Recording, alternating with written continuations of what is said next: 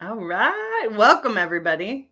Sorry for being a few minutes late. We had to do a professional pivot during this time when the weather was not cooperating with Darnell and his internet service. So, welcome to the Forge Block Party Summit, finding joy and resolve during professional pivots. Yeah. Happy to be here. Happy to be here.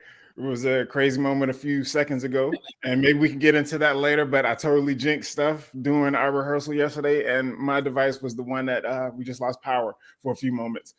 So, yeah. Anyway, all All right, good. it's all good. I'm gonna just forget all about it and stay in this energy. Let me getting my screens rejoined and stuff now here real quick. So yep, because I just want to get that screen on. Give me a moment here. And if you're here watching, put a comment in the chat. Tell us where you are in the world, because it's fun to see where people are all over the country, all over the world. Yeah, come in and say hi. Let us know where y'all are as I get this thing and stuff going. We'll still have a great time here, and we'll make this thing. Oh, and since this is all about finding joy, drop in what's bringing you joy today. Yes. Darnell, what's bringing you joy? Fulfillment. You said what's bringing me joy? Yeah.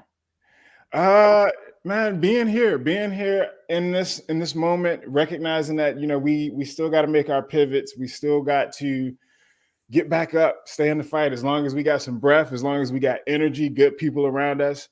Like, I'm just appreciative of that. I appreciate the small things in life, the mundane things. Hypersensitive individual, but today, yeah, just finding joy on a meta level of talking about joy and talking about resolve and fulfillment, and having this moment to share with y'all in real time. That's a really good look. What about for you? Oh, what's bringing me joy is that I didn't have to go anywhere today. I didn't have to get the girls ready for school, and we could just kind of like ease into our day, other than having, a meeting right away when I woke up. But it's nice to not have to urgently be anywhere and to be able to be here with all of you today. Yeah, I can dig that. And what are you doing to find fulfillment these days? Even if you have some challenging times, anything that you're doing? Just rolling with it. That's all you can do, is like let it flow and kind of adapt to whatever's coming up, and spending as much time being present as I can and not worrying about what's going to happen next, and just letting it go. What about you? Yeah, I mean, it's a lot of the same things, on a meta level, just, thinking about having everything prepared, like all the way up until this moment. And then zap, power goes out. So all of my connections, all of my plans, now I might have to freestyle some parts of this and work stuff out. And so, that part of things is it's grueling in the moment, but maybe it happened because it's just even more real at this point in time, right? Yeah. Of like, now I've actually gone through it, and I got to get all of this stuff reset here, and arrive in a few minutes beyond when I wanted to. And so, yeah, I mean, dealing with it in a moment, but I got support. I got good people and stuff around me. I know it's not the end of the world, so we'll work it out. Yeah. And that's how I look at it. Awesome. Yeah. So, okay. So, just getting this screen going, and yes, please, Emily, keep them live in the chat, and are people starting to put in where they're we've got from and everything? Seattle. 2 people from Dallas. Megan and Robin, you should get together since you're both in Dallas. I know Dallas is giant, like Seattle is giant, so maybe you're not in the same areas, but you should find out and maybe meet up for coffee or lunch or something. Anks is from the UK. Awesome. We got Hannah from Detroit. And Robin says that we are bringing her joy, our smiling faces. So that's awesome. Abigail says her partner is bringing her joy. Megan says this gorgeous ecosystem is bringing her joy today. Love it. That's good. That's great to hear, and I appreciate y'all sharing that stuff. And Robin and Megan are getting together next week. Look at that. Good. Love to see it together in real life. That is the best. Oh, that's definitely the best for sure. You'll have to take a picture and post it in Forge. Exactly. uh, all right, so I think we on and stuff now. As on as we can be, and again, I appreciate y'all and the technical difficulties, but we're gonna live through it. We're gonna make it part of this. We're gonna lean into this, and yeah, we're gonna get into this thing. So let me go ahead and share my screen real quick, Emily, and keep you on here in a second. So I'm gonna go to present and share screen. Then we're gonna go to our window and share. Okay, and you can see me just fine. You can see the screen as well, Emily. Yep.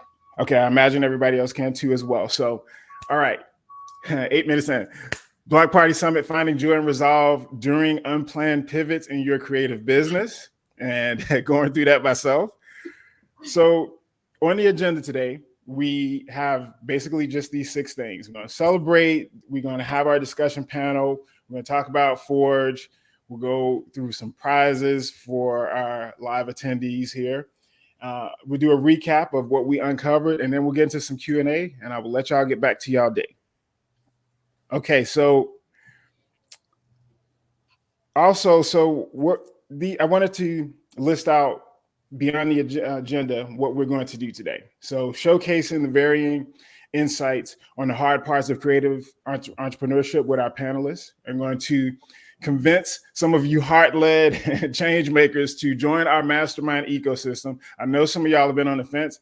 I know there's some people watching this now and in the future that have been on the fence for a minute, and now it's the time to make a decision.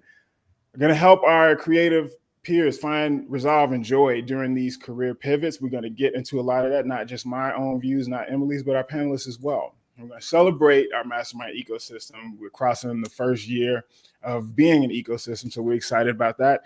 And then we're going to have some special prizes for the raffle winning live attendees. Okay. Yes, and if you want to be entered to win, you need to be commenting in the comment section. So if you are actively commenting, you are putting in your name for the drawing. So tell us where you're calling in from, what brings you joy. Comment as we go. Put in your thoughts. We'd love to hear from you. Yeah, exactly. Appreciate that. All right. And okay, so now this summit is for you, this Block Party Summit.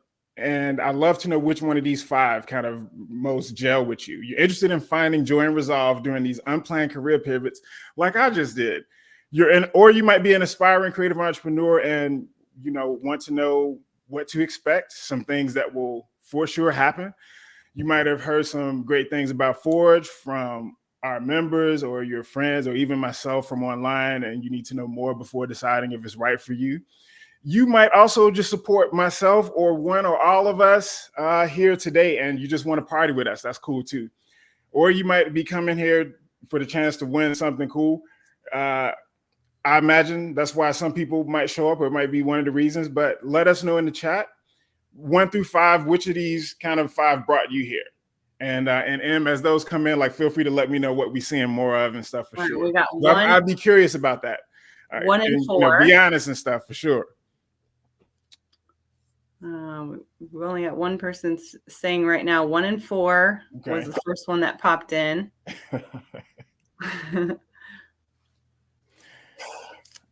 All right, so let's celebrate today. All right, so now because this is an important part of the process, we talk about this as well inside of Ecosystem Energy, one of our accountability circles that go on twice a week, and we celebrate every Thursday. And today also is a Thursday as well too. So the small wins, but also reflect on your own journey too.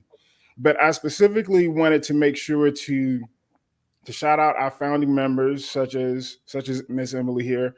And then some of whom are no longer with us, but were part of the journey in those early days, and people who bet on me and took a leap of faith. I just want to let you know that I appreciate you. If you're watching this now or in the future, that's not to be understated when someone believes in something that they can't quite see, and you ask them to make an investment in you and in yourself. So I wanted to shout you out for that. I also wanted to shout out those who have joined our first 2 block parties from last year. Emily as well was a part of those. And some of you here, maybe a few of our panelists saw one or both of those. Thank you for coming to our third one. Hopefully third time will be the charm. Probably should, trying to make it the best one yet. I want to also celebrate our members who have collaborated with each other, who have led their own events inside of Forge, who have shared their wins, who contribute in their own ways, and who get value from Forge in their own ways. And it's not always from the way that they show up or if they attend events or if they don't. We all get value, different value from the ecosystems and communities that we're in. So I just want to take a moment to appreciate that. And last but not least, I want to celebrate and thank our panelists for spending some time with me, for agreeing to be a part of this. Obviously couldn't do it without you. Thank you. I salute you. I'm grateful to you. Hold on. We also need to celebrate the fact that you have created such a cool space and you're getting to it now, but we're celebrating you and creating Forge and Forge's first birthday. Yes. Thank you. I appreciate that. That does mean a lot. It means more than you would know. And I hope that y'all are watching this as well, our members, people that are on the fence, that we're here celebrating together. We are a part of this. We're in this moment. There will never be another moment like this exactly. So thank you for showing up. Thank you for giving me your presence and your time, as well as our panelists. So as Emily said, Forge turns 1 at this point today. This was right around the time that I had decided to go live and stuff with it. And as I talked to our panelists yesterday and earlier, about an hour or so ago, that launching the community wasn't in my to-do list for last year at all. Wasn't nowhere in there. I don't have experience with this. I didn't feel like I was qualified to do it. I just kind of jumped out there with no strategy or anything. But I did speak with several of my creative peers from other communities and ideal audience members about this hypothetical thing that I was building, what they didn't want and stuff like that. I was trying to ask unique questions. This would have been around last May. And I ended up choosing Circle, and I made myself a private promise to build this space with within the free 2-week trial of signing up for a Circle account, because it's not the cheapest thing on the block. I think at that time it was around $200 a month. So I was just like, well, let me build this space and see what happens after that. But I made myself that promise. I just took action on it, and I said, let me just try to design something beautiful, and then I can start talking to people about it. And once I achieved that goal, then I went to the next milestone and so forth. So that's just a little bit of history on what I had did. And the last thing I want to say for those watching this as well is that I did not design a sales page or anything. And I have graphic design experience, and that's like really against my nature. All I did was put together an announcement email, and I talked about it in the announcement email as well, that I wasn't designing a sales page. Like, I'm just trying something new. I'm not trying not to overthink it, and to still ask people to bet on me. So that was kind of how that part of the journey had went. So these are some of our milestones. Super quick. I mentioned I built it and launched it without a sales page. We welcomed our first 5 members just from an announcement email. And I had around only 200 people on my email list at that point in time. We made Circle short list of platinum communities. It's just 10% of their communities 7 months after launch. So that would have been earlier around January, which I shared with a couple times on LinkedIn and my other social media channels. We recently crossed over 50 members in the Forge ecosystem. And it's great to see that our members are seeing some tangible results when it comes to their sales, their offers, how they're articulating their offers, and their confidence and approaches. So these are some other milestones that I am celebrating with y'all. I am in that spirit, and it is good to hit these milestones for sure. That's huge. Thank you. Yeah, it's crazy. Man, just trying to bask in it. So these are some of the choice quotes that I put together just for purposes of this, of what some of our members think, just in different ways.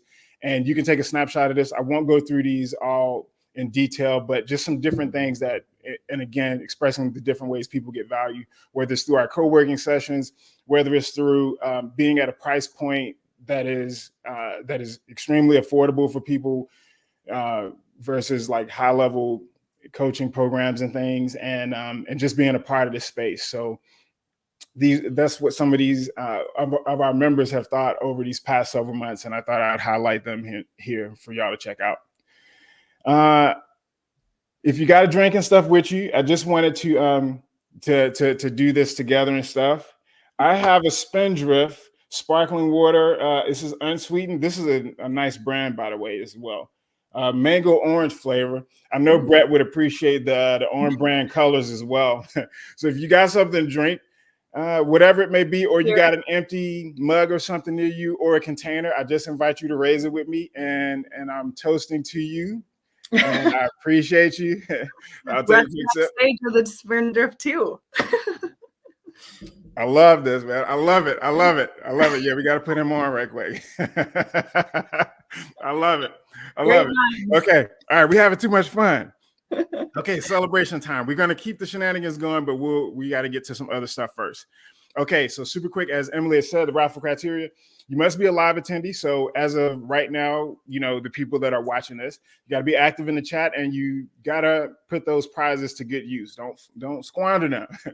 You don't want to waste them. Don't be passive about it. So that's the handshake that we're making together, if you end up winning. So now we're going to move into our discussion panel segment of this Block Party Summit. And I'm going to give the mic over to Emily, who will be speaking with our first panelist. And I will check y'all out in a few. All right. So I'm bringing Megan Vaughn to the stage. Megan is a brand and marketing consultant with 15 years of experience working both in corporate and with small businesses. She works with service-based businesses to more effectively communicate their point of difference and increase their conversions from their current marketing efforts. Welcome, Megan. Thanks for joining us today. I'm just gonna say there's a fly in here that is attacking me this entire time. So if I'm just wigging out, it's the fly, and all good. Deal with it. All good. We can roll with that because we pivot as we do. Business amazing. Okay, so I'm going to ask you a couple questions. Feel free to ad lib if we need to go from there. But what is the hardest thing about being a creative entrepreneur, would you say? For me, I think really it was, as creatives, we tend to have a lot of skills. We are kind of generalists in a lot of ways. And for me, it was always really difficult to figure out the best way to describe what I do and how I help people, and just all of that. How do I combine all of my skills and experience into a thing, and how do I sell that thing? And it's easy to be I'm just a designer, I'm just this or that, and it's but I have so much more. And I think as a creative, we tend to want to I don't know, just explain everything that we do. And so for me, that was probably the hardest part that it took me a while to figure out.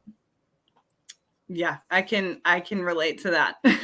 And I found too that sometimes it's not about creating this one package that you have for people. It's really customizing the support that each of your clients need in order to make sure you meet them where they are. Yeah, definitely. It took me a while. I got there eventually, but yeah, I feel I floundered a little bit because it was just I felt I had to be in one box, and this is what I do, and this is the lane I'm in. And it was just really honestly stifling. So it's balancing that that need of doing other things, but also being clear so that you can actually make sales and all that. So the flies. I'm trying so hard. Can you share a time when you had to pivot professionally and how you found resolve in that situation? Yeah. So after being in business after being in business a few years, many years, I did design for a long time, and I was just becoming really unhappy with what I was building. I was billing $20K a month. I was, it was successful, right? I should be really, really happy. I wasn't. I was burnt out. I was overworked. I was doing everything myself. And then if I brought on help, all of my money was just going to someone else to do the work. And then I'm still trying to make sales while it was just a mess. And, some of it was process and workflow and team and whatever. But at some point I was just this isn't the business I want.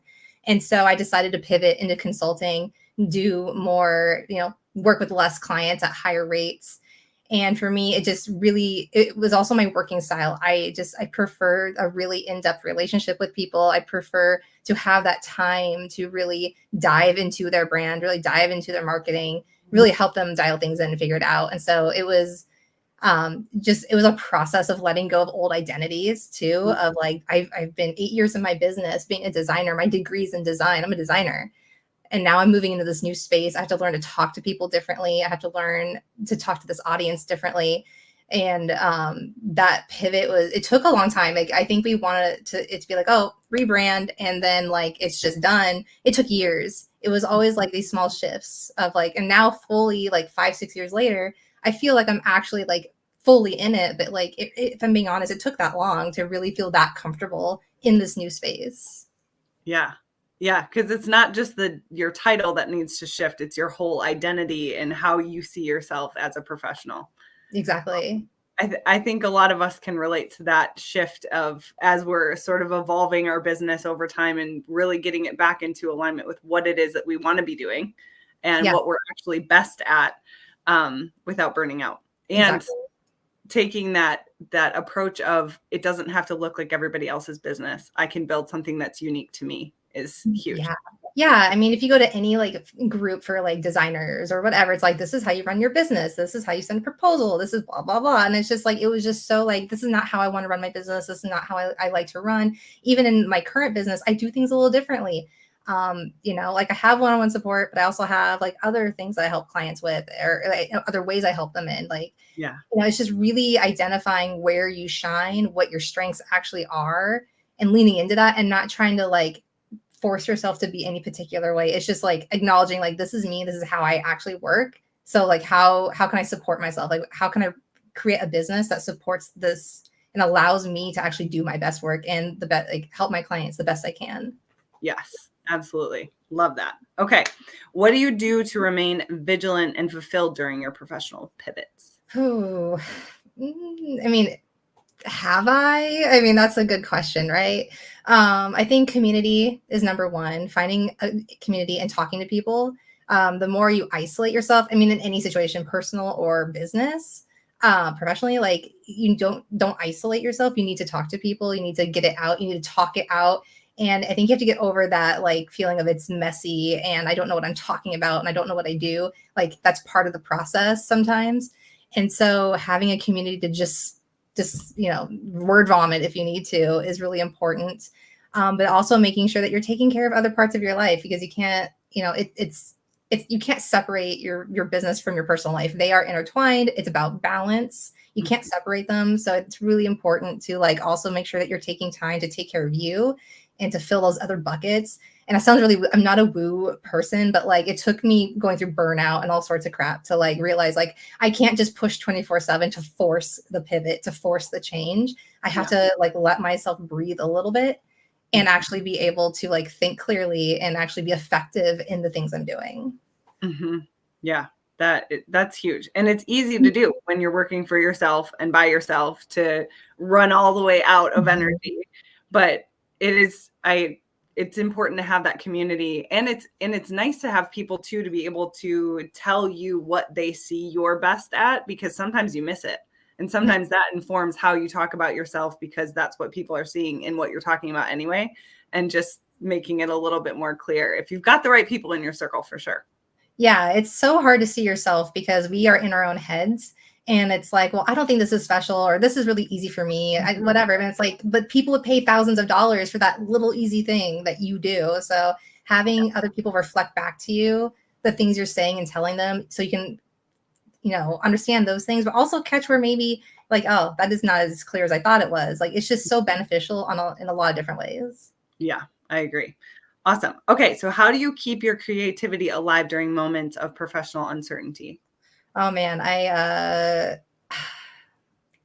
it's just like, maybe I'm like a magpie. I don't know. I kind of just like collect. I collect ideas. I read a lot. I game. I make sure and have a whole lot of interests, and I just let stuff. Oh my gosh. I'm gonna lose my mind.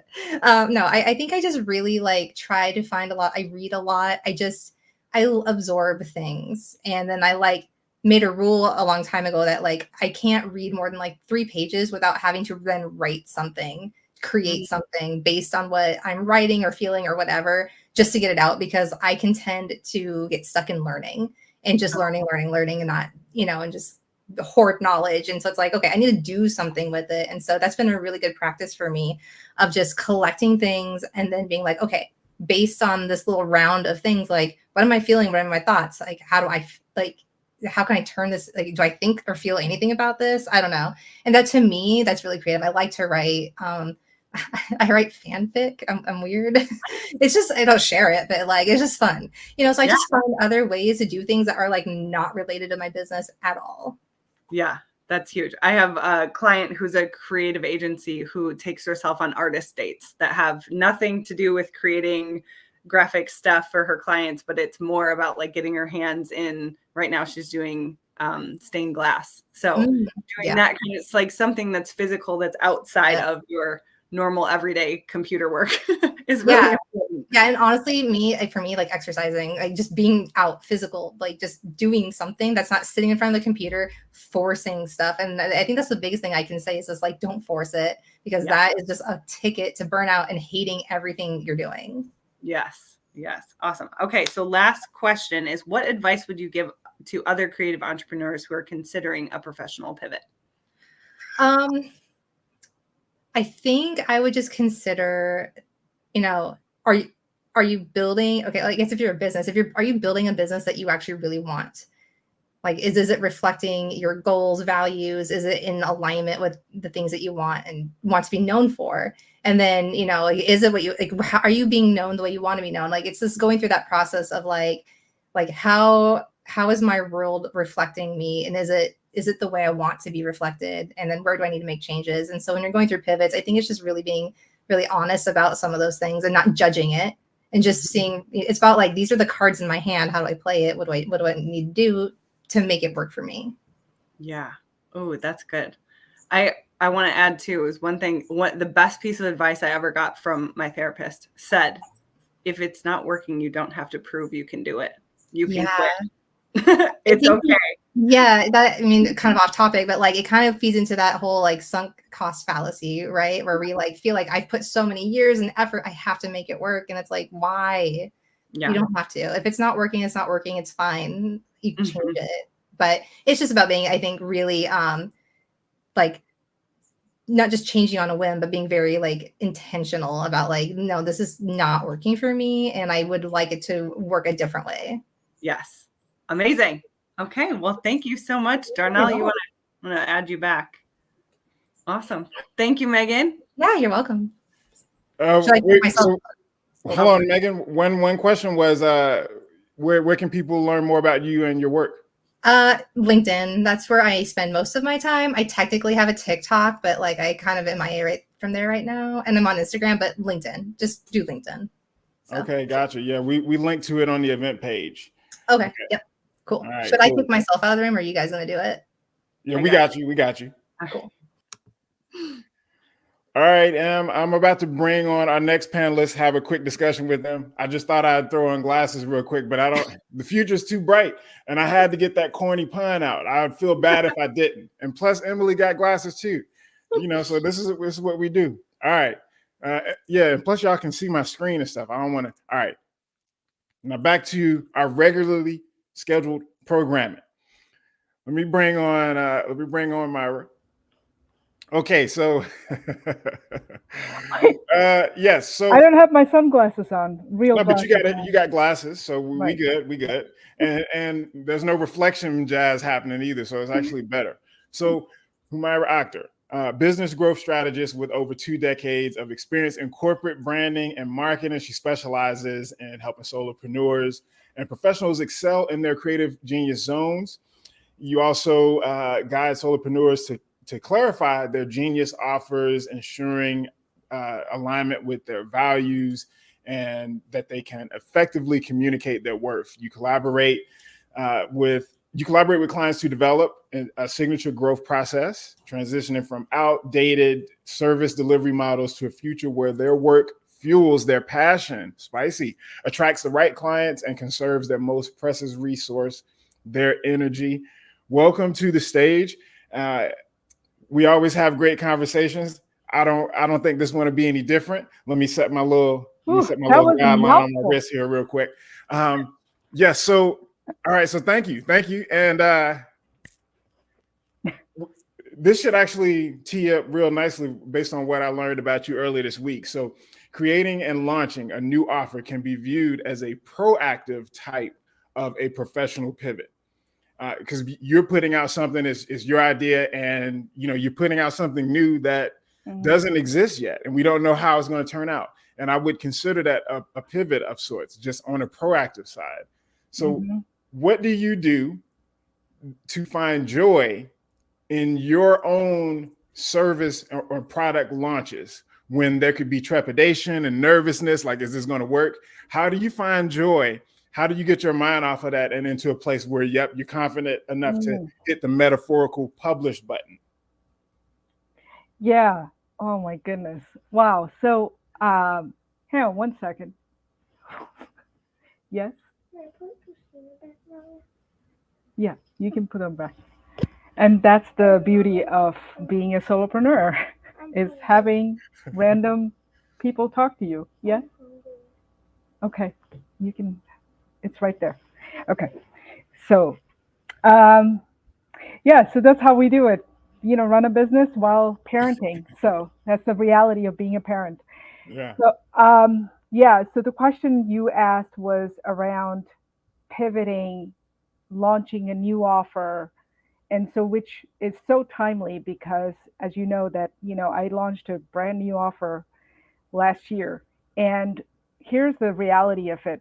When you said earlier, I think to Emily, is that you haven't created a sales page, you did the minimum viable what you needed to do, right?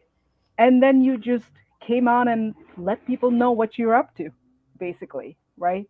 And if it's that in the process, within that process, if somebody latched on to what you're saying and resonated what you're saying, then that invites a conversation, right?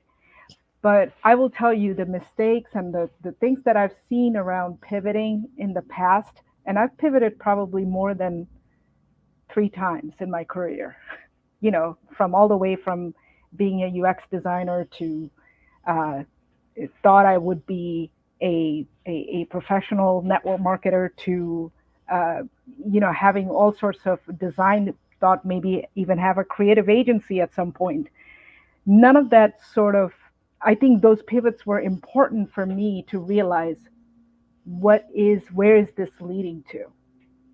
And I think pivots are not something you can avoid. It's inevitable.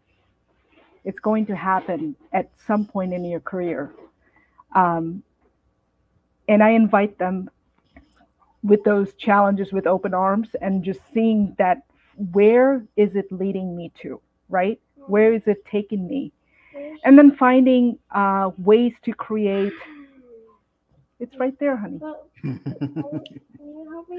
No, ask Dad. Ask Dad. Okay? He's upstairs. He's sleeping. Okay. Can you wake him up? Oh my goodness. So that's where really is where I see is not having everything, the urge to have everything ready, the knack of perfectionism as a creative, because it's such an itch in our natural element to do things the right way. It has to go the right way. And that really takes the joy out of it. Yeah, it does. You've alluded to an health scare a couple times on social media that you don't get into the details of what that health scare was, but I'm curious about like how you rose from the depths of that, and similar things that you have went through that were difficult, that presumably affected your professional life, even if they were personal things, like kind of rising from those ashes and kind of sculpting you into the person that we see today. Like what got you out of that turmoil? Yeah, I think, when you are going through those personal deep challenges, and you thought that, even if you had a strategy laid out, you have planned out everything, and things aren't going the way that you thought you would, and then nothing prepares you. Like especially if it's like you have all of a sudden broken arm, you know, and let's say you couldn't type for a month. How would your business still run, right? At that point, like, how would you think about that? And so I had to really rethink all the approach of running a business. Yes, you could do a style of like running a digital product business, right? Where you start to make passive income. But that isn't me either. There's not 100% fulfillment there. When you're not having an active dialogue with somebody, you're not exchanging that creative expression with someone, right? So I had to find out what is my sweet spot. And I think that's where I would encourage people to find the sweet spot between what they're earning to solve and where they are meeting those people at. And I think that gives also a takes the pressure off of you in terms of like making it has to make it work. Like we have to make it work. And I find people when I talk to it's like, I'm doing such and such offer, it has to work. But you haven't done anything. Like we don't know until we try it. We test it out. And when we put so much emotion and personal attachment to that offer, we can, again, it can suck the joy out of that process. So being able to have that experimental mindset, that learner's mindset, that yes, I'm learning from this process. I'm becoming someone from this process. Let's invite this challenge and see what it can become, So that's some of the things that comes to my mind. Yeah, gotcha. One of someone on LinkedIn mentioned that they can relate to having a helper in the room with them when they are, I guess, going live. So I wanted to make sure that you saw that there on the screen. And I have everything labeled, and still they're asking for help. Yeah. Oh, so I tend to look at the creative and business aspect of entrepreneurship as two different things that are not inherently aligned. They almost have opposite goals and like sides to us. And whether you agree or not, if there are not two separate things, but they're one and the same, I'm curious of like, how do you balance those two sides, the things that we associate with joy and fun and creativity and play with like entrepreneurship, got to sell stuff, capitalism, all of this stuff. And then, but you're also trying to make a pivot and recognizing that you still do got to love what you're doing. You still should be in the zone of genius. You also got to make a living. How do you balance those two things when you, for instance, are working on a new offer, such as in your case, whether it's going to, whether it's a new product or something, which is a proactive pivot versus a reactive one, like life happening to you? How do you still ensure that you're giving energy to both things? You know that the business has got to run, but you still got to, like, happiness is important. How do you walk that line? Yeah, I don't think I see them as two separate things anymore. Okay. It's more of an integration, Okay. And for the longest time, I've struggled with that, trying to be this business identity versus this personal identity. And now it's all one. There is no separation for me. And, like, for example, we've talked about this, honoring your seasons of where you are. Like we're in summer right now. And, some parents they have kids at home, and my kids are at home. I've decided they'll probably join in camps in some weeks and some weeks not.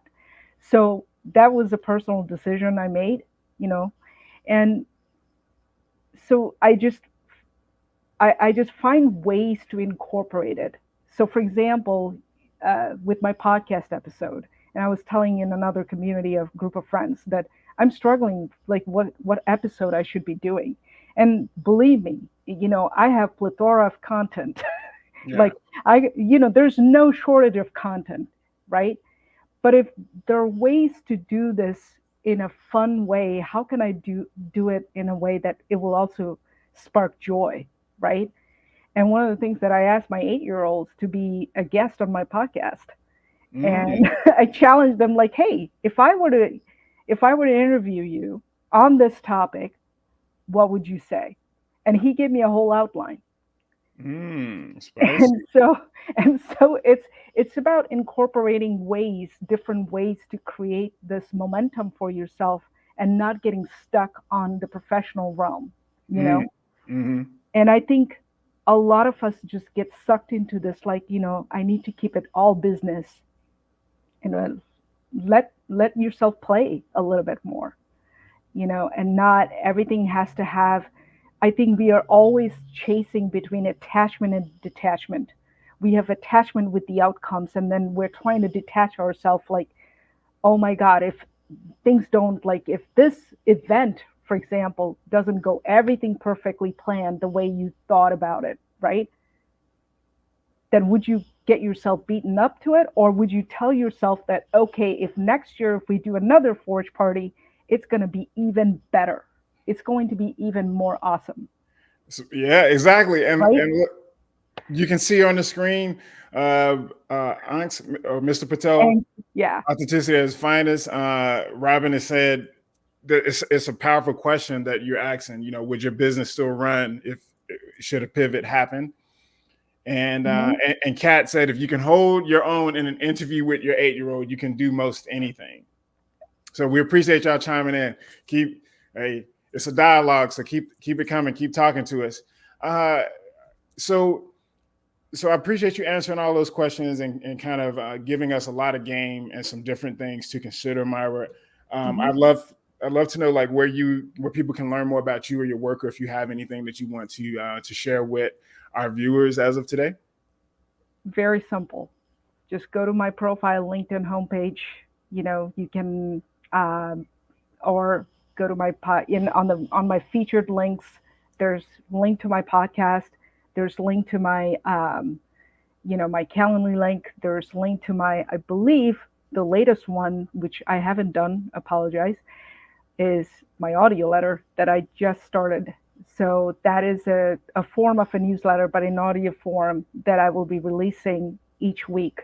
Whether it's my audio clips from my private podcast or things that I'm learning about my offer and the feedback that I'm receiving from my clients currently.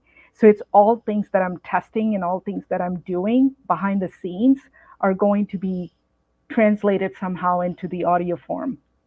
So I'm really excited about that. All right. Well, yeah, we'll make sure that they do that, and I'll include, just in case, in the comments, a link for people to be able to check that out.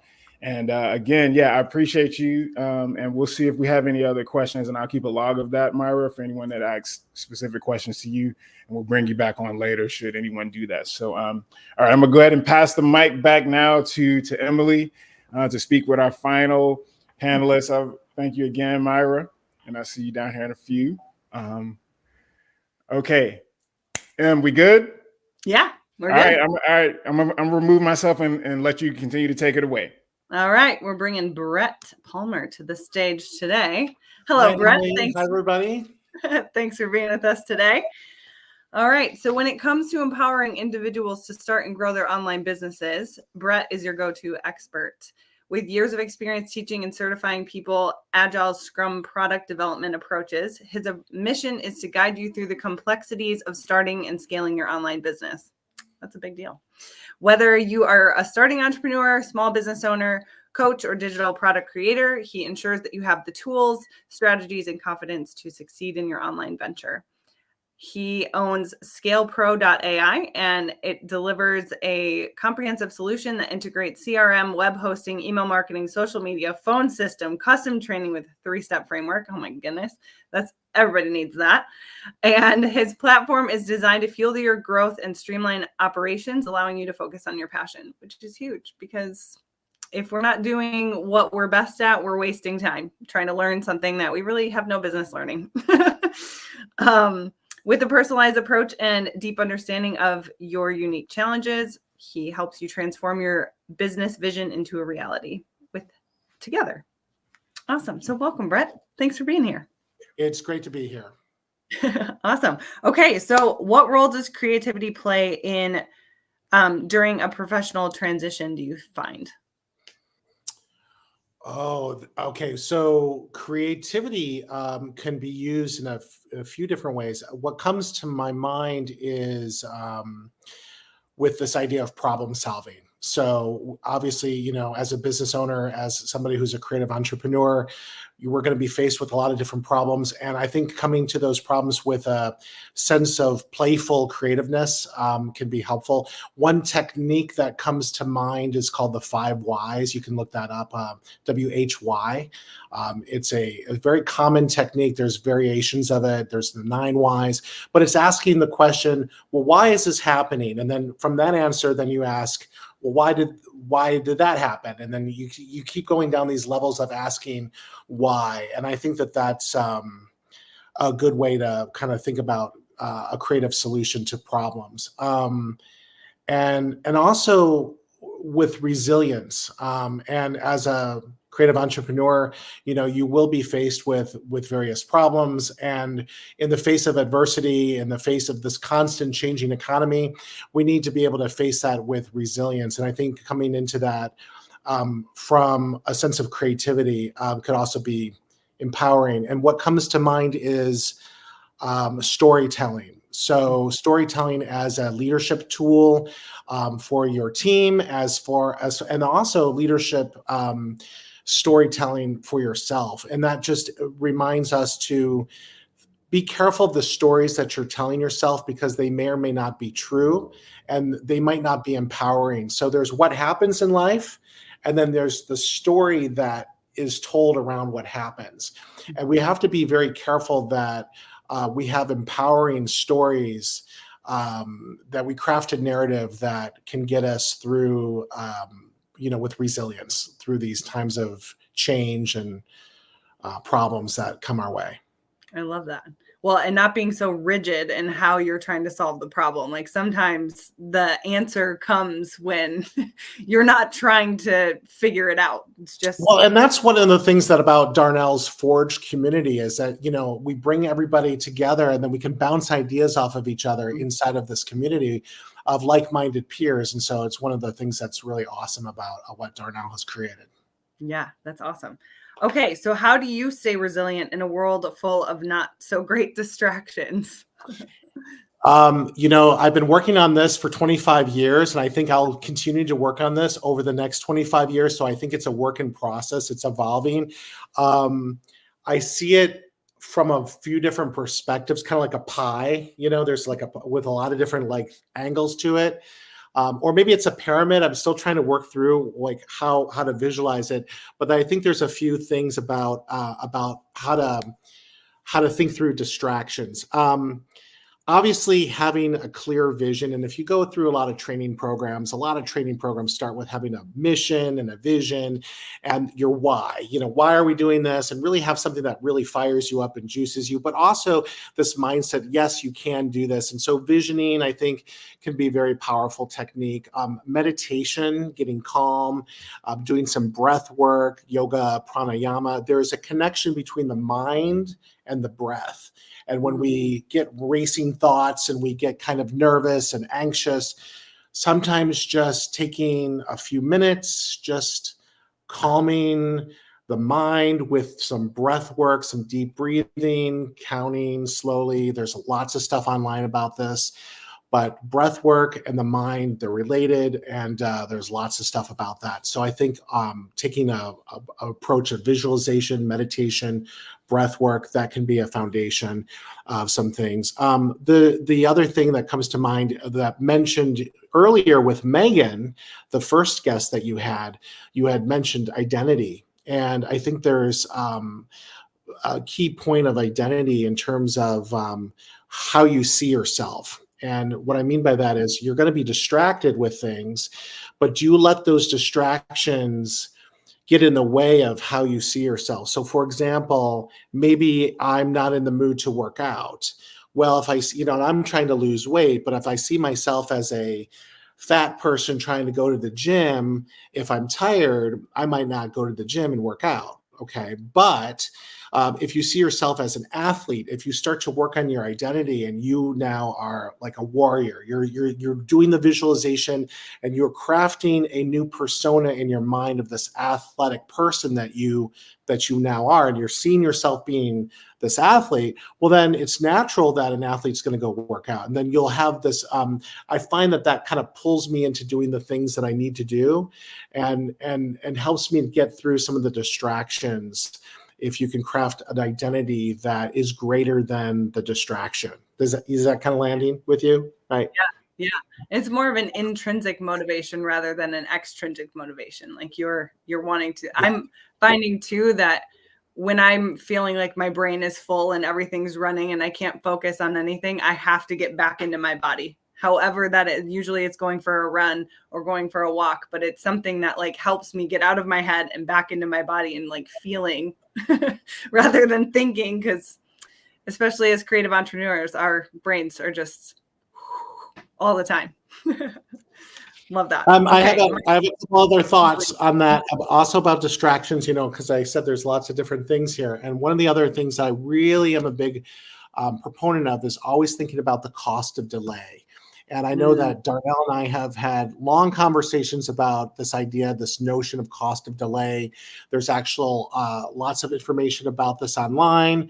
If anybody wants to connect with me on LinkedIn or otherwise after this, I'm happy to share more information about cost of delay. But really understanding there's with all the things that we're faced in life to deal with, especially as a creative entrepreneur, we can choose to put our energy over here, but if we're putting our energy over here, we're not doing these other 10 things. And we also have to be mindful of what's the delay of not doing those other 10 things. And so being able to kind of step back and really look at everything, and really kind of look at the cost of delay, I think is something that I think a lot of people need to be thinking about. And this notion of cost of delay and looking at it, calculating it has been a real game changer in my business and how I look at the work that I have to do in terms of as a creative entrepreneur. I'm time boxing time and certain things that helps, having the right technology and tools. And then again, the support and having that community of like-minded people, again, things like Forge and the community that Darnell has set up, is great for just helping to kind of reinforce this structure that we all are aspiring for. Yeah. Awesome. What strategies do you use to maintain joy during professional pivots? Wow. Well, if you're on a roller coaster, there's this it's joy and it's scary at the same time. You get what I'm saying? Like this, there's this entrepreneurial roller coaster ride that we're on sometimes, and sometimes within the given day, or even within an hour, I go from euphoria to it's just this kind of thing. I think we just have to kind of, at least for me, to embrace joy. It starts with this idea of embracing change, and this idea of embracing change is uncomfortable. And I remember Tony Robbins, the motivational speaker. I remember him saying something about one's income is tied to one's ability to stay uncomfortable. And I kind of look at that like when I go to the gym and I'm lifting weights, and sometimes I work out with a trainer who might say, Brett, pick up those weights over there. And I'm like, oh, she's like, you could do it, Brett, you could do it. And I'm like, oh, I don't know. And sure enough, I can do 3 sets of 12 reps of these really heavy weights that I never thought I was able to do. Now it's uncomfortable.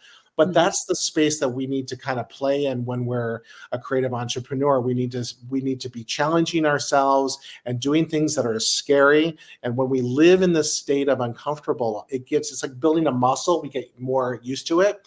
And so again, this idea of embracing change, and then 80%, is better than 100. 80s actually doing 80% and not have it be perfect is better than doing something 100% perfectly, if that makes sense, right? So imperfect action is better than imperfect inaction. So this idea of embracing change and then staying curious, in the process. You don't know what you don't know.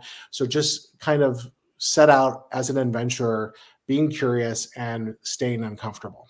Yes. Okay, I'm going to ask you one more question and then where to find you.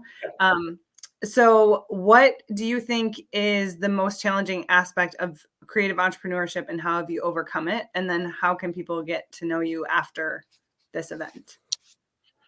Yeah, great question. So, challenging aspect for me, um, I've been creative my whole life. I started playing piano when I was 4. Okay, well, actually, I wanted to start even before I was 4, but I think that my parents at the time didn't think that I was ready. But anyway, I got to start piano when I was 4, and I've just been this creative person my whole life. And one of the things over the years, it's trusting myself. And sometimes I'm very creative. I have ideas, but I don't know if they're realistic ideas. I don't know if they're legit ideas, and sometimes I think there are great ideas. And then a day or two later, I think, well, that was a silly idea, and so it's kind of like I'm always creating in my mind. And so, when I was 10, I thought there should be an invention with French fries with ketchup built inside. It's like I'm always thinking of like weird things, and you're like, okay, well then, obviously when I'm older, I think differently. So I think trusting myself has been one of the biggest challenge that I have as an entrepreneur, like trusting my instincts, knowing like what are the things that are going to work or not work. And I found that through the process, asking my customers, asking my clients, asking, should I build this? This is what I'm thinking. This is what I'm wondering, and running small, short experiments and developing iteratively and incrementally, minimum viable product, testing the waters lightly can validate those ideas so that you can get more confidence if you're not quite sure. Because obviously you don't want to spend a lot of money building stuff that nobody's going to go and like buy. Yeah. Right.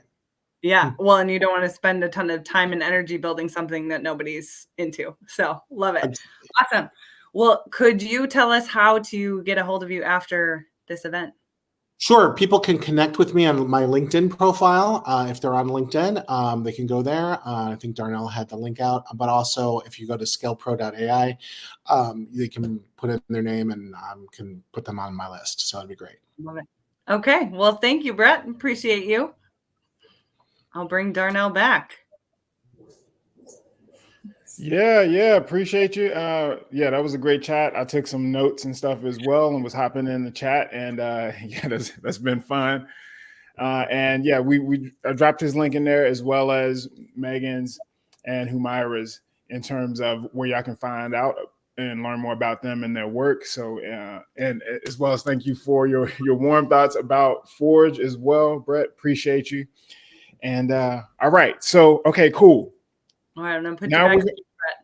Yeah. Thank you. Okay. All right. So I will now get into some things about Forge as well as my thoughts on the topic of this event here regarding finding, that joy and resolve during these unplanned pivots and stuff. And so I'm just going to go ahead and share my screen real quick. Boom.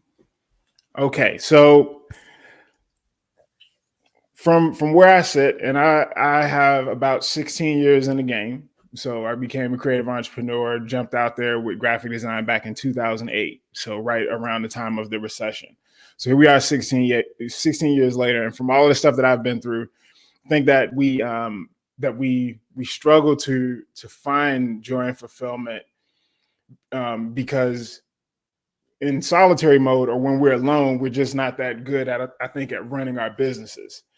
And so it feels like we get into similar cycles. We go through feast and famine mode because perhaps we are really good at the creative and less so on, okay, well, what's required to grow this thing beyond just the clients that I serve? What happens when you are ready to write a book or come up with a merch shop or something like that, and making those adjustments, those pivots, as we're talking about.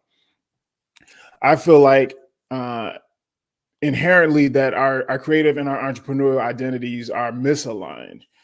As I was talking with Myra, that's something that she consciously had to, well, those things became aligned after a time. I think, when we wake up or when we start, we all have the creativity side in us, but we have to learn how to run a business, how to grow it, and those sorts of things. And so I know that creatively, 16 years in, drawing for about 35 years, that I can make things look good and effortless, but entrepreneurially, there have been times where my expenses have exceeded my income. And so it doesn't mean that I'm like broke or challenged. It's just like, okay, well, maybe I got too many expenses and I might be focused too much on the creative stuff. So that's something that I have had to go through multiple times. And it's through community, even before like pre-Forge, that I recognize this flaw, and then have now multiple ways to solve issues like that when they come up, where if I'm focused too much on the creative, I can get into the entrepreneurial side. And so I've personally found joy and resolve from aligning and integrating, which was that was the word that Brett had shared with me a couple of weeks ago, which I really, it's like, it's not even just aligning these two sides, but integrating them, fusing them into one, so that you don't have to have one at the expense of the other. The creative and the entrepreneurial identities, these two competing things. And so that has been kind of the key in me being able to apply my inherent creativity and resourcefulness to this other layer, which is the entrepreneurial side, towards crafting the life that I desire. Like, if I can play with paint and colors and make things look good, how can I be as interested and find as much joy and fun into, building a metaphorical city where you have multiple streams, right, of income. You're not at the mercy of any single client, and to find joy in that, and like in the hunger and in the hunt of it all. That's been kind of the key of it. It's saying, well, if I'm creative at all of this other stuff, why can't I apply it to this whole other thing? And where can I find the fun at as well? And so I've looked at it like these 5 C's, which I have went over for the last block party, that to find resolve and joy during these career pivots it's much easier when you have clarity, when you are clear on who you are, clear on who you serve, clear on your own strengths and weaknesses. You get help to plug in those holes in your ship, or you learn the skills to do it yourself. It's so much easier when you are hyper clear on those elements of both your craft and the business side. Curiosity is a really good tool to have. I don't know if that's something that we can teach or something that's innate within us, but just having this genuine interest in people and the problems that they have and where you fit in and how you can solve them. I find so much joy in that space. Let us know in the chat if you enjoy being a curious person, or if you're naturally curious or not. Like, if you might not care about everybody, but at least the people that you serve enough to solve their problem for them. I think that we all have to be that to enjoy the work that we do. Communion, right? This element of rapport and affinity and togetherness. So spending so much time on the entrepreneurial island, and then just kind of coming out and saying, well, here are all of these other islands and all these people that are like me over these past kind of 2 years. But the first 14 years, it was just like head down. And I thought it was only me going through stuff. But now I recognize, oh man, like, I'm not as alone. And there are more people and more kind of anomalies and, square peg, round holes and stuff, or however that little metaphor goes. Co-creation. So again, not doing it all yourself, but getting out of your way of doing things and thinking and saying, well, how can I work with Em and Brett and build something that's probably better than my own ideas? Teamwork, combining insights from multiple people. Again, not just your own ideas, regardless of what they look like, where they come from, where their background is. Everybody that you meet knows something that you don't. When you approach life like that, and your business as well, like I'm telling you, it just opens up doors, and it will surprise you. And then finally, cross-pollination, right? So you probably heard me talk about, like, that's the phrase that I use the most when it comes to Forge. This idea of having influence among these diverse elements, right? And being able to share and interchange your ideas with people, to say, oh, okay, well, Megan does things this way and I do things this way, but it's fascinating that she does it that way. And I could apply that to something I'm experimenting with and seeing what happens. And just, again, taking actions and things on your ideas. Simply put, I feel like It's easy to find joy and resolve during these unplanned pivots if you're in the orbits of quality people. And it's one of the reasons that Forge exists. You just heard from several of our members / panelists and how they found their own catharsis throughout their struggles, right? And so I think that being in each other's orbits now, where all of our orbits have collided and formed new ones, has ideally enriched us from our soul onward, right? So that's why I think those 5 things is way easier to have joy and resolve with these 5 things. Let us know in the chat if any of these resonate with you, one of these 5 C's. I like alliteration a lot, so y'all gonna be seeing me use them. I like things in 3s and alliteration. But so I got to make sure I have that in there. So Forge brings you connection, candor, and accountability with these values aligned, high vibe creative peers in various stages of their journeys and businesses. We are a soulful ecosystem of co-equal experts. And I recently learned that it's like a mastermind group, but it's more than that. And it's better than a mastermind, and it's definitely better priced.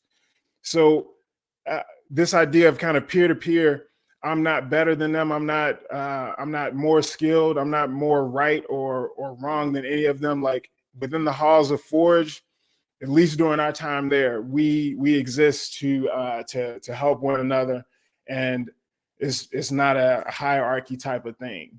More like a sphere, I would call it, right?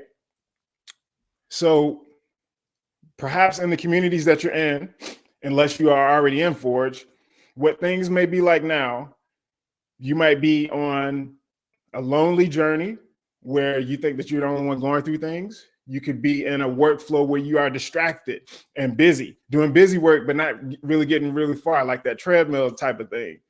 A lack of follow through, right? So procrastination is real, or you might sit in your own head with ideas and then you start doing busy work to really avoid that thing that you really know that you needed to do.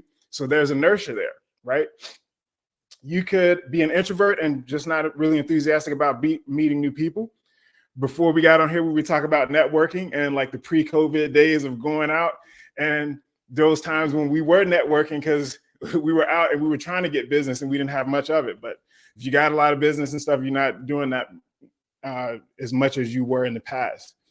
Or you might be in hierarchical communities where it's all about the founder and their way of doing things. So, if any of this resonates with you, like let us know in the chat for sure if you are in communities that are like that, because that's not what we're doing here. And I never wanted it to become that.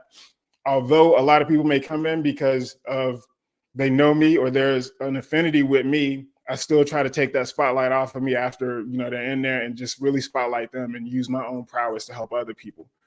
But it's okay if I'm kind of the glue for everybody right now. And what things could be like for you soon, right? Empowered energy, journey of togetherness, intentional, organized workflows and direction, right? Because I try to stay as organized as I can in there. So just from osmosis alone, you should be more organized with what it is that you're up to. Sincere accountability, right? With values aligned peers. So by holding ourselves accountable, by making promises to Myra, to Emily, to Brett, like I'm already going to be showing up differently because I don't want to let them down, and probably vice versa. So it's just like a whole different type of energy with that. I feel like our curiosity and our charm, aren't we so charming? Is going to inspire you to start connecting and getting out your shell. And again, this flat, circular, spheric community of co-equal experts. That's what we're about. That's what we're up to. And that's what this design has ended up becoming. Like, let us know if this sounds spicy to you in the chat. Maybe just throw in a chili pepper or something. You don't got to type out the whole word. Okay, so get this question often. Just some differentiators for the most part. What do we do that might be hard to find everywhere else? I think the cross-pollination is a huge one. A lot of communities that I've heard about usually are centered around 1 or 2 figures or people that are further along in their business than yours. So there's some degree of hierarchy, or you got to like access certain people during only certain times. There might be an add-on. We're not doing that in Forge. collective problem solving. So our accountability circles, but also our co-working sessions. Like, let's talk about the problem right now. Let's take action on it. Let's get outside of our own heads, and we're not even going to wait till we're done with this call. Like, take action now in the moment, and just experiment, because actions over ideas is the whole thing. There is genuine affinity and accountability for one another. Values aligned. We talked about that, and then an onboarding journey that meets you where you are. Onboarding is one of those things that never is. You're always evolving it. And I keep going and stuff with it. But one of the big things was just like, as soon as you come in, based on if you intend to use Forge occasionally, regularly, or frequently, like, I'm recommending these certain spaces that would exist for you that makes the most sense based on the cadence of like what season you're in at this given time. You might be in a season as we go into summer. You might be out of communities and might be out in real life and stuff a lot more, right? So how can a community, a virtual one, still be valuable to you even during those times? That's the hard thing to answer. But I've tried to say, well, okay, well, at least if you check in during the summer, these are some spaces that's going to make a lot more sense for you, right? You still follow me? Em, we good? Okay, we're keeping it moving? Okay, cool. So one of the grandest experiments that we're undertaking inside of Forge is, again, aligning and integrating our creative and entrepreneurial identities. It's great that Myra has fused both of those into one, that she's the same person, personal life and professional. Like, I could probably get some game and stuff there. And I think that, again, like, we need help with that. We need other people looking out in our blind spots and seeing things that we don't see. And so I like, this is a journey and an experiment to align these two things and integrate them so that there is so much joy in what we do. We become financially good, and we're not doing one at the expense of the other. Why can't we love what we do and then like be paid handsomely and stuff for it? I don't think that's an insurmountable task. I never will think that. So my hope alone, right, my aspirations for seeing what that looks and feels like, and the beauty is, it's probably different for all of us, and that's okay. So our subjective kind of notions about that, like, we talk about it, we discuss it. Let's see what's happening. So the magic, I feel like, of harnessing an outstanding life as a creative entrepreneur, I don't think lies in the hands of any single person. Like, no magic bullet, no magic pill, no silver bullet. I think it's found in the spaces between spaces, and it is accessible to all of us, regardless of how we got here. I think that it's extremely accessible. I want to love what I do. I want to make way more than enough. I want to live comfortably, for sure. And as those two things get more aligned, and that seesaw between joy and got to make money becomes balanced, like, that's the quest. That's the whole experiment, right? So if that resonates with you, like, you should be a part of this journey with us. Well, tell them how to join. It's where yeah, I mean, it's right there subtly at the bottom of some of these slides. darnellbrown.com/forge. Check it out. Check out the page. It answers a lot of questions. They got the whole FAQ and things at the bottom as well. And yeah, check it out. Like, at least see for yourself. So, man, look, objections are important, and I'll be quick about this because I want to be respectful of y'all's time. Objections, you might be saying in your own head, okay, I'm interested in joining Forge, but I'm not trying to be a part of a community and pay for one that I might not be in all of that much, because the season I'm in, doesn't make sense to at this point. So, can I join at a different time? That might be what you're thinking. And I'm feeling my psychic vibes taking over. That might be a really big kind of common objection. And my answer to that is that Forge helps us define what fulfillment looks and feels like for each of us through our prompts, through our tools, through our events, through our experiments, no matter the season that you're in. Because some of our members, they don't attend our live events at all, and they like to get what they need and just be out after that, get what they need when they need it, and that's totally fine. Like, that's not right or wrong. It's all good. Some don't interact that much publicly, but they might talk to one another privately, either inside our community or elsewhere. And then like some might engage with almost every post that we put out. Some like to take things at their own space, at their own pace, and some might want to be tagged on stuff like all of the time.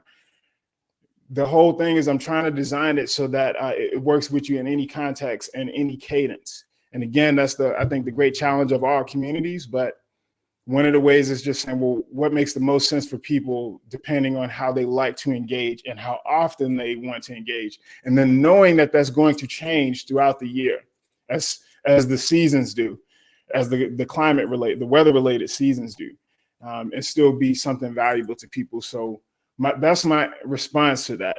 If your objection is you don't want to pay and be a part of something that you might not be using just because like you're busy, you might be camping a lot, you might be doing a lot of traveling over the summer, give it like still check it out, because the onboarding journey is designed to meet you where you are, not trying to force you into this box that you have to be any different thing or attend every event or digest things in here. Like, get what you need. And I'm helping guide you on that, right? So hopefully that's helpful. What awaits you inside are a lot of these things here. I won't go through all of these in detail, but we have our 3 big sections: learn, bond, and grow. And these are some of the things that you can expect on the inside of Forge. And you can take a snapshot of that for later. I'll give you a second to do that. Yeah, just go and take a snapshot. But yeah, we got a lot. These are some of the most powerful things that are going on in the community from what I've researched over the last year.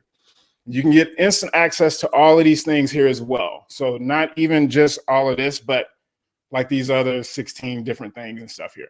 Accountability circles, super crazy. Weekly digest, our member directory, promote your own offers, etc. So all of these different things that you get instant access to upon enrolling. And all of that is for just $49 a month or $539 a year.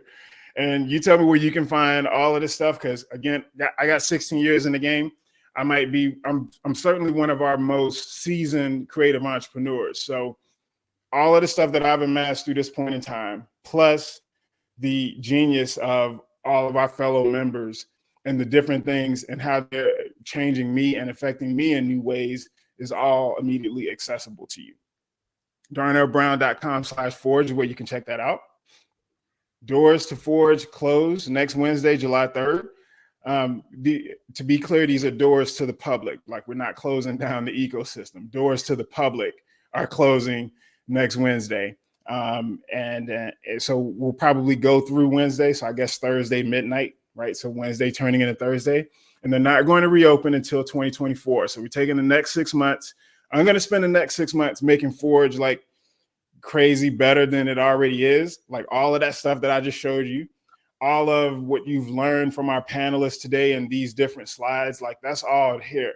But like, I feel like we still just warming up with it. So if you on the fence, like if not for any reason, then like just to save money, if you want to be frugal and stuff with it, like I am going to double prices next year. So that $49 that you've seen is definitely moving up to minimum $99 a month, because I know that it's already that valuable now, A, and then B, the stuff that I'm doing over these next 6 months are going to make it more valuable than what it is now. So on the fencers, I know you're watching this now and in the future. Y'all need to go on. Y'all need to go on. Okay. Now it's time to go through some prizes. Let's go ahead and draw some names and then we'll get into what the winners are going to receive. All right. I've got 1 through 16. How many prizes are we giving away? We're going to give, all right, we're going to pick 3 winners. We're going to pick 3 winners. And they can be Forge members? Yes? That's a good question. That's a good question. I thought about that prior to this. And I definitely didn't want to exclude them. What has happened in the past when that has happened is like sometimes they not forfeited, but what they call like they nominated someone else to win them. But yes, I think that's fine. Yeah, we good. Well, then, I got other ideas for Forge, but I'm not unopposed to that. We'll see. If any Forge member does win, they can nominate. If they get what are the we'll talk. Yeah, they're gonna see. They got to win first. Then I'm gonna tell them what they won. Give me a number 1 to 16. Number. Oh, we'll go with number 8. That was one of my favorite numbers growing up. Halfway through. All right. Linda Brandt.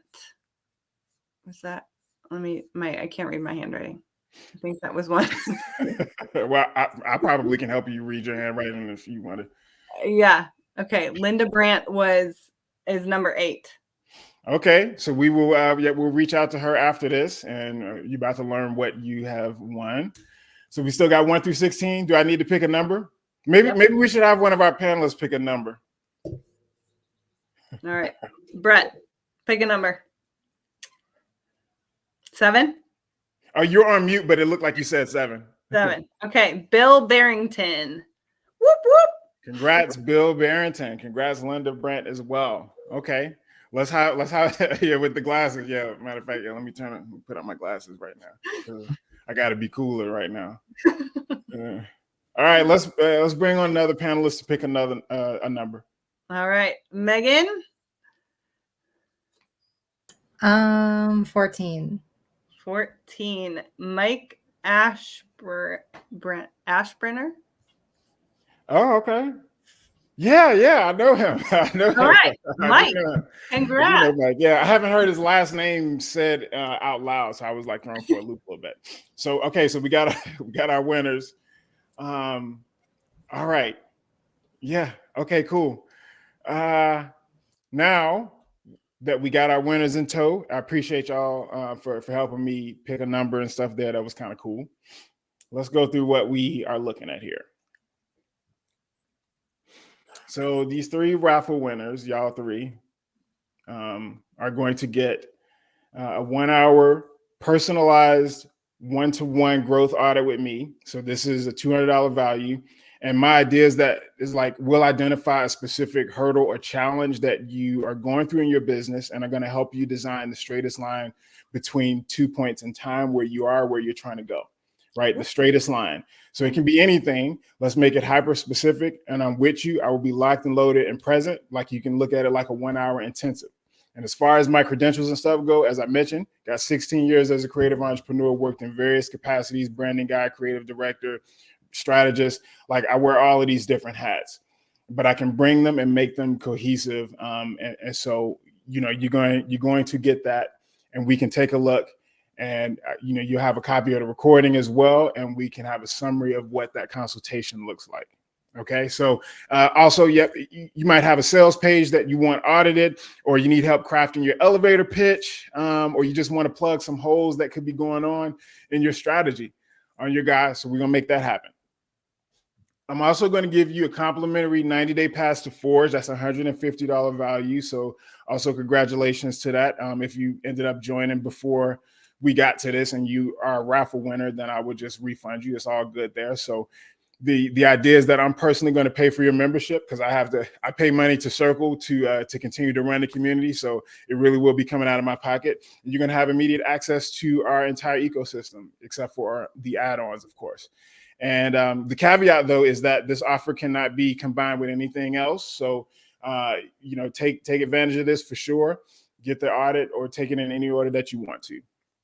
And then lastly, one of my favorite designs, and then since we're in celebratory mode, a branded graphic tee or a tank in some different colors with this gold foil imprint. Now, this was a genuine design that I created, so you won't be able to find this anywhere else. You can ask Emily. She has on one of the shirts now that I gifted her last year. So it's good quality stuff. And you can celebrate with us with cheers, obviously. But after today, you can wear it and celebrate anything else that you are up to. So I'm going to cover the shipping as well.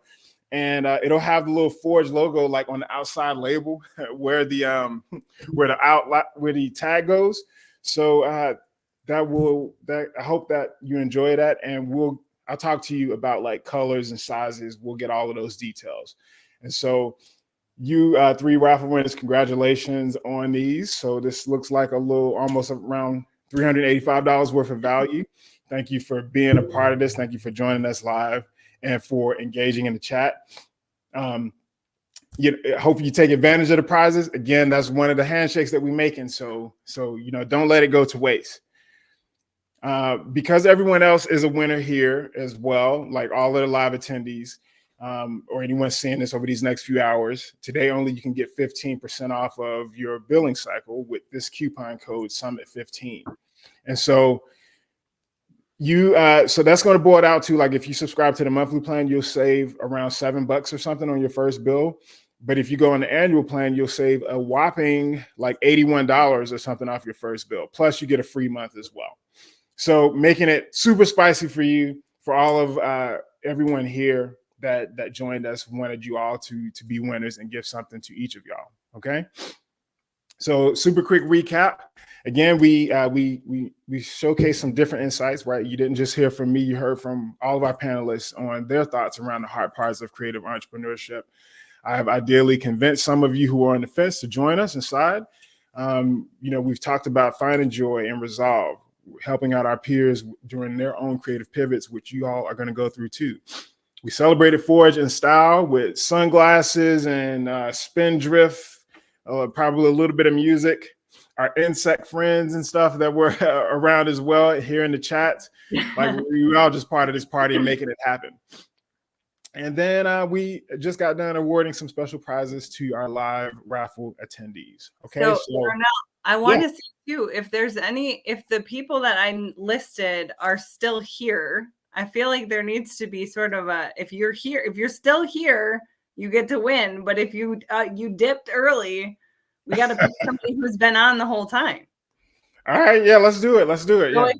If Linda or Bill or Mike are still here, comment in the chat right now so that we know that you're still here and present and accounted for. Otherwise, we're going to pick a couple people that have been active the whole time.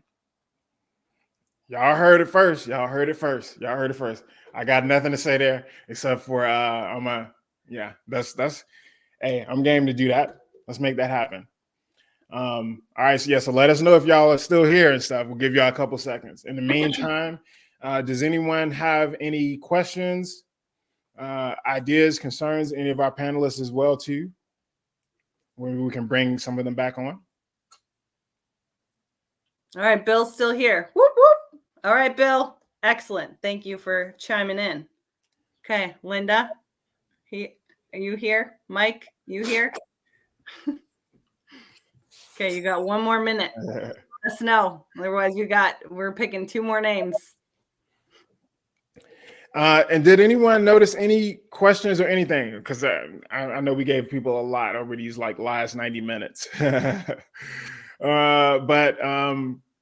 Yeah, I didn't see many questions, just a lot of different comments and stuff in there. So ideally we've kind of nailed it and stuff there. And I appreciate y'all staying through this point in time. To our panelists, did y'all have anything else that y'all wanted to share? Did y'all make sure that people could find where you and find more of you and your work? I hope so. I put in links and stuff for all of y'all, but unless y'all had any other ideas. Okay. What about did the other people respond? Nope. Okay, so the two other winners are going to be Lanny Goodman and our Catherine C. Okay, cool. All right, well, we're gonna reach out to y'all after this, and congratulations on winning these gifts. Please take advantage of them. Don't let them go to waste. This is some good stuff, some good value to help you grow your creative business or your own community as well too. Like go ahead and take advantage of that as we head into the summer here in North America. All right, so okay. Went well beyond our time, at least the scheduled time, but I figured it might be 90 minutes. So I thank y'all for still being here through this point in time. Y'all are really cool for that. I apologize for going beyond that time that I put there in the description. I should have put till 2:30. That's all everything right. I got for you. We got all of our people. So Catherine, I'm sorry, I don't know what your first name is, so I'm going to call you that. And Lanny and Bill are our 3 winners, and we'll reach out to you after this. Yeah, we'll reach out. Okay. All right. Yeah. So I'm gonna sign out with my glasses and my Spindrift and our drinks. And everybody, all of us panelists got on glasses. Thank y'all so much for joining us. Thank y'all for being a part of this and wishing you well ahead. Y'all know how to reach us. All right. All right, So I'm long. gonna end the stream.